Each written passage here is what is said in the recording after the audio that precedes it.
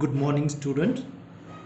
Today we are going to begin lesson number 2, sectors of the Indian economy. Sectors of the Indian economy, in which you could see the n number of economic activities performed by the people in the society. Let's look at these pictures. Here you can see one of the economic activity where the bricks are being laid. Another activity, here the garments factory. Then it represents here another pictures for the agriculture activity. Then we move to the next one, construction activity. So in this way, children, in the sectors of the Indian economy, you can find n number of economic activities. Some of these are activities producing goods, whereas some others they are producing services. These activities are happening around us every minute and all the time. How do we understand these activities? One way of doing this is to group them or classify them into different divisions. Then these groups are also further called as sectors. There could be several ways of classification or dividing the different economic activities into some divisions. So children, basically there are major three sectors of Indian economy. Number one is the primary sector.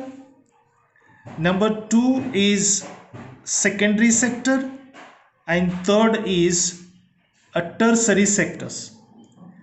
Let's come to know about each sector in detail.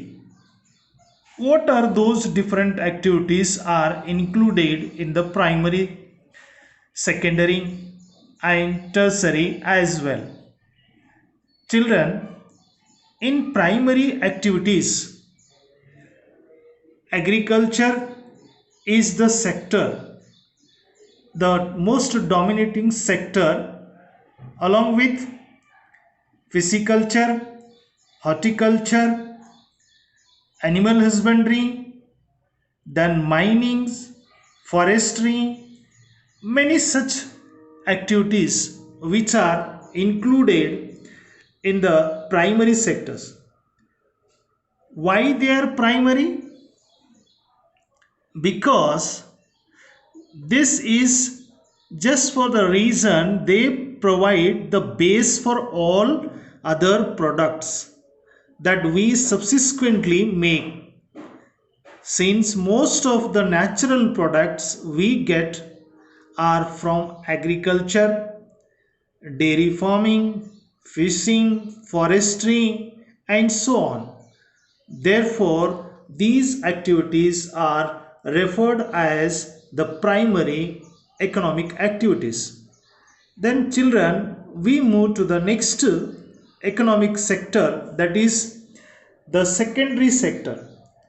Secondary sector is also known as the industrial sector, in which you could see here it is nothing but the producing units or a manufacturing sector we call it.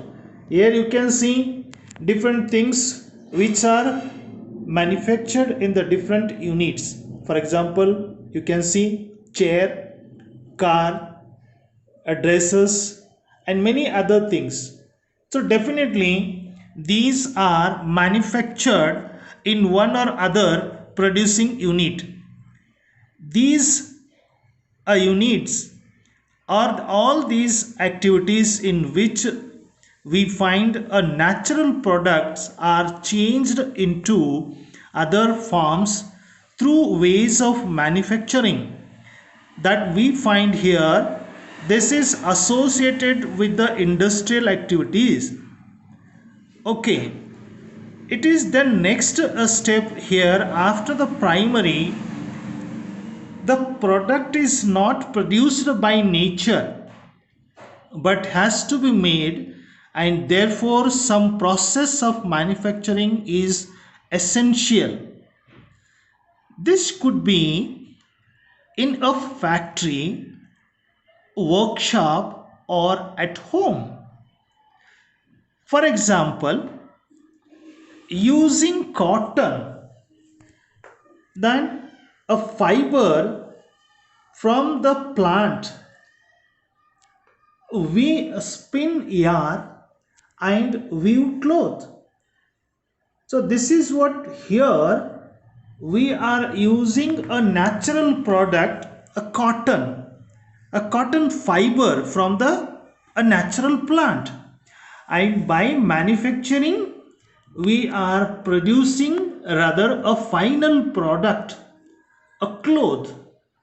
This is that the process we are being used in this system. That's why, so a primary product is being converted into a secondary product, that is called industrial sector. All those processes, for example, a manufacturing cloth, biscuits, and many other things, or even the bricks also we can include. After the primary and secondary sectors, we move on to the third sector. Here it is the third sectors in this small pictures you can look at here, which is known as tertiary sector.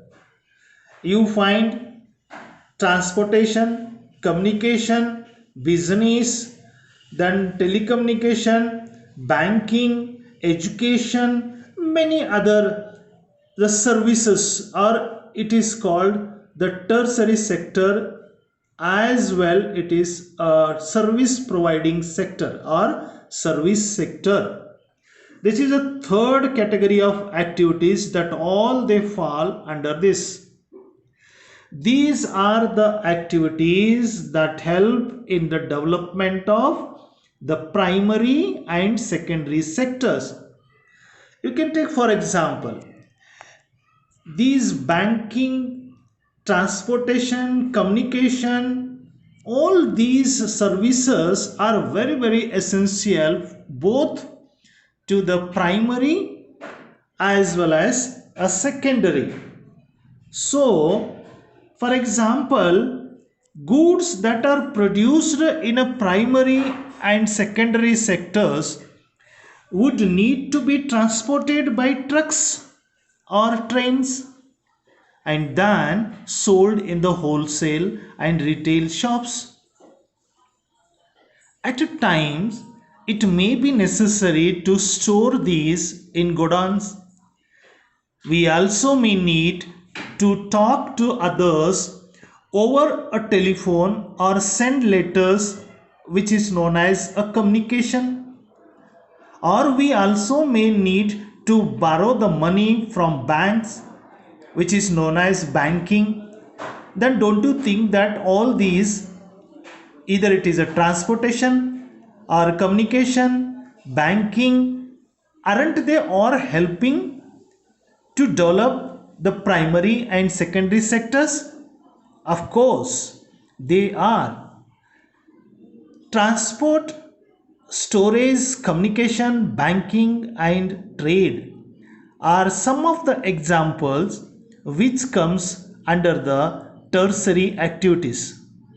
Children, the service sector, which is also includes some essential services that may not directly help in the production of goods. For example, we require teachers, doctors, and those who provide personal services such as washermen, barbers, cobblers, lawyers, and people to do administrative and accounting works.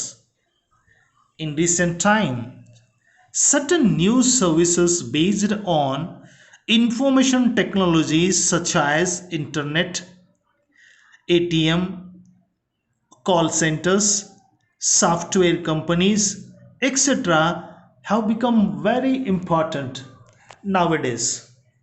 Children, this is all about the economic activities and its classifications into the major three sectors, divisions that we come to know, respectively: primary sector, secondary sector, and the tertiary sectors.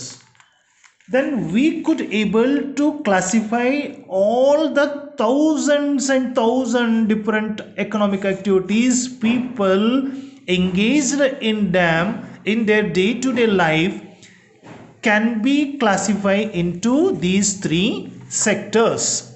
So students, this is enough for this session, and the remaining point to be continued in my next video. Till then, bye, take care.